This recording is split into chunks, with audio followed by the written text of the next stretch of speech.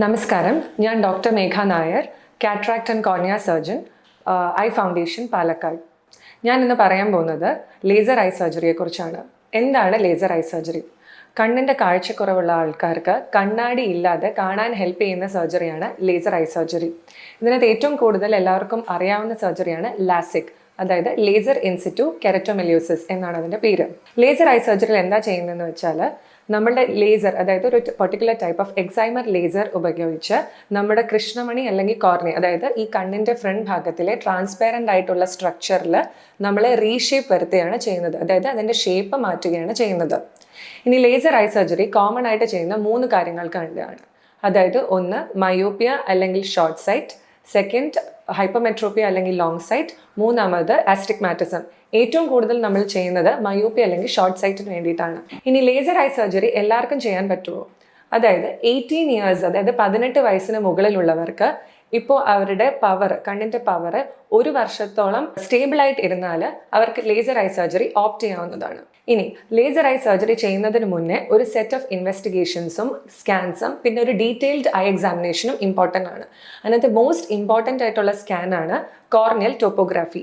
ഇതിനകത്ത് നമ്മുടെ കൃഷ്ണമണിയുടെ തിക്നെസ്സും കർവേച്ചറും ഷേപ്പും ഒക്കെ അസസ് ചെയ്ത് ഒരു ഒഫ്താൽമോളജിസ്റ്റിന് അല്ലെങ്കിൽ ഐ ഡോക്ടറിന് ആ സ്കാൻ കാണുമ്പോൾ മനസ്സിലാവും ഇവർ ലേസർ ഐ സർജറിക്ക് ഫിറ്റ് ആണോ അല്ലയോ എന്ന്. ഫിറ്റ് അല്ലാത്ത ഒരാൾ ലേസർ ഐ സർജറി ഒരിക്കലും അഡ്വൈസ് ചെയ്യാറില്ല.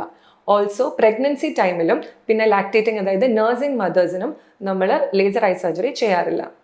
ലേസർ ഐ സർജറി ഉപയോഗിക്കുന്ന ലേസർ എക്സൈമർ ലേസർ എന്നാണ് പറയുന്നത്. ഇത് പലതരം ലേസർ ഐ സർജറീസ് ഉണ്ട്. അതിനകത്തുള്ളത് ഒരെണ്ണമാണ് എപ്പിലാസിക് അല്ലെങ്കിൽ PRK, അതായത് ഫോട്ടോ റിഫ്രാക്റ്റീവ് കെരറ്റക്ടമി. അതിനകത്ത് നമ്മുടെ കൃഷ്ണമണിയുടെ ടോപ്പ് മോസ്റ്റ് ലെയറിലാണ് ലേസർ അടിക്കുന്നത്. ഇനി ലാസിക് എല്ലാവർക്കും അറിയാവുന്നത് 2 തരത്തിലുണ്ട്, അതായത് ബ്ലേഡ് ഉപയോഗിച്ചും ബ്ലേഡ് ഇല്ലാത്തതും. ബ്ലേഡ് ഉള്ളതാണ് മൈക്രോ കെരറ്റോം ലാസിക്, അതായത് ഒരു ഫൈൻ ബ്ലേഡ് വെച്ച് കൃഷ്ണമണിയിൽ ഒരു ഫ്ലാപ്പ് ക്രിയേറ്റ് ചെയ്തിട്ട് അതിൻ്റെ മുകളിൽ നമ്മൾ ലേസർ ചെയ്യും. ഇനി ബ്ലേഡ്ലെസ് ലാസിക് എന്ന് പറയുന്നത് femtosecond ലേസിക്, അതായത് femtosecond എന്ന് പറഞ്ഞ ഒരു പെർട്ടിക്കുലർ ലേസർ ഉപയോഗിച്ചാണ് നമ്മൾ ഫ്ലാപ്പ് ക്രിയേറ്റ് ചെയ്യുന്നത്. അതിനുശേഷം നമ്മൾ എക്സൈമർ ലേസർ വെച്ച് ചെയ്യുന്നതായിരിക്കും. ലേസർ ഐ സർജറി കഴിഞ്ഞാൽ പിന്നെ കണ്ണാടി വെക്കേണ്ടതാണോ? അല്ല.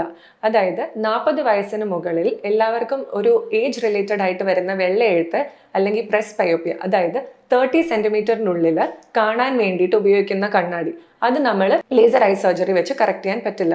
ഓൾസോ ഓൾഡ് ഏജ് ആയിട്ട് വരുന്ന കാറ്ററാക്റ്റും ലേസർ ഐ സർജറി വെച്ച് കറക്റ്റ് ചെയ്യില്ല.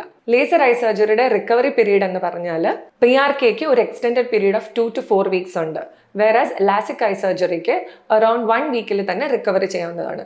സോ ഒരു സ്പെക്ടക്കിൾ ഫ്രീ അല്ലെങ്കിൽ ഗ്ലാസ് ഫ്രീ വിഷൻ വേണ്ടവർക്ക് ഒരു വണ്ടർഫുൾ ഓപ്ഷനാണ് laser I surgery. Thank you.